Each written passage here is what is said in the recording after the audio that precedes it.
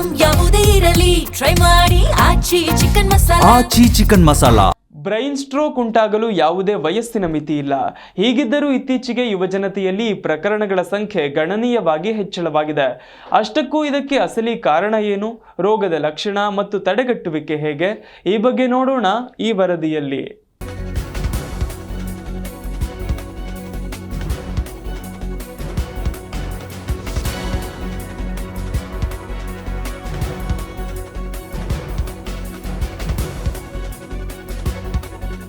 Brain stroke ಪ್ರಕರಣಗಳು ಇಂದಿನ ಕಾಲದಲ್ಲಿ ವೇಗವಾಗಿ ಹೆಚ್ಚುತ್ತಾ ಇದ್ದು ಇದು ಗಂಭೀರ ಆರೋಗ್ಯ ಸಮಸ್ಯೆಯಾಗಿ ಮಾರ್ಪಟ್ಟಿದೆ. ಬ್ರೈನ್ ಸ್ಟ್ರೋಕ್ ಅಂದ್ರೆ ಮೆದುಳಿಗೆ ಹೋಗುವ ರಕ್ತದ ಸರಬರಾಜು ಅಕಸ್ಮಾತ್ ಕಡಿಮೆಯಾಗುವುದು ಅಥವಾ ರಕ್ತನಾಳ ಸ್ಫೋಟಗೊಂಡು ಒಳಗೆ ರಕ್ತಸ್ರಾವವಾಗುವುದು. ಇದರಿಂದ ಮೆದುಳಿನ ಜೀವಕೋಶಗಳು ಹಾನಿಗೊಳಗಾಗುತ್ತೆ. ಈ ರೀತಿ ಆಗುವುದಕ್ಕೆ ಹಲವು ಕಾರಣಗಳಿವೆ.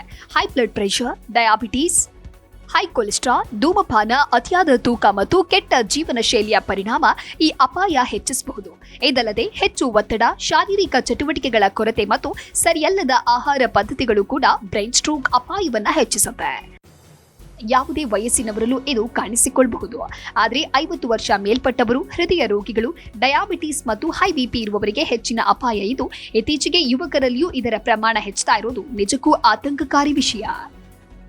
ಬ್ರೈನ್ ಸ್ಟ್ರೋಕ್ ಲಕ್ಷಣಗಳು ಏನು ಅಂತ ನೋಡೋದಾದ್ರೆ, ದೇಹದ ಒಂದು ಭಾಗದಲ್ಲಿ ಅಕಸ್ಮಾತ್ ದುರ್ಬಲತೆ, ಮುಖದ ಒಂದು ಭಾಗ ಬಾಗುವುದು ಅಥವಾ ನಗಲು ಕಷ್ಟವಾಗುವುದು, ತುಟಿಗಳು ಒಂದು ಕಡೆ ಭಾರ ಎನಿಸೋದು, ಮಾತನಾಡಲು ತೊಂದರೆ, ಪದಗಳನ್ನು ಸರಿಯಾಗಿ ಉಚ್ಚರಿಸಲಾಗದಿರೋದು, ಇತರರ ಮಾತು ಅರ್ಥ ಮಾಡಿಕೊಳ್ಳಲು ಕಷ್ಟವಾಗುವುದು, ಅಕಸ್ಮಾತ್ ತೀವ್ರ ತಲೆನೋವು, ತಲೆ ಸುತ್ತೋದು, ಕಣ್ಣುಗಳಿಗೆ ಮಂಕಾಗುವಿಕೆ ಅಥವಾ ಡಬಲ್ ದೃಷ್ಟಿ ಕಾಣುವುದು, ಸಮತೋಲನ ಕಳೆದುಕೊಳ್ಳುವುದು, ನಡೆಯಲು ಕಷ್ಟವಾಗುವುದು, ಕೈ ಅಥವಾ ಕಾಲು ಎತ್ತಲು ದುರ್ಬಲತೆ ಅನುಭವ, ಇಂತಹ ಲಕ್ಷಣಗಳು ಕಂಡುಬರುತ್ತೆ.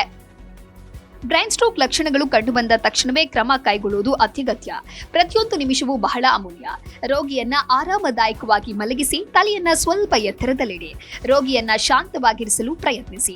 ಏನನ್ನು ತಿನ್ನಲು ಅಥವಾ ಕುಡಿಯಲು ಕೊಡಬೇಡಿ. ಉಸಿರಾಟ, ನಾಡಿ ಮತ್ತು ಪ್ರಜ್ಞೆಯ ಸ್ಥಿತಿಯನ್ನ ಗಮನದಲ್ಲಿಡಿ. ತಕ್ಷಣವೇ ರೋಗಿಯನ್ನ ಹತ್ತಿರದ ಆಸ್ಪತ್ರೆಗೆ ಕರೆದೊಯ್ಯಿರಿ ಅನ್ನೋದು ವೈದ್ಯರ ಸಲಹೆ.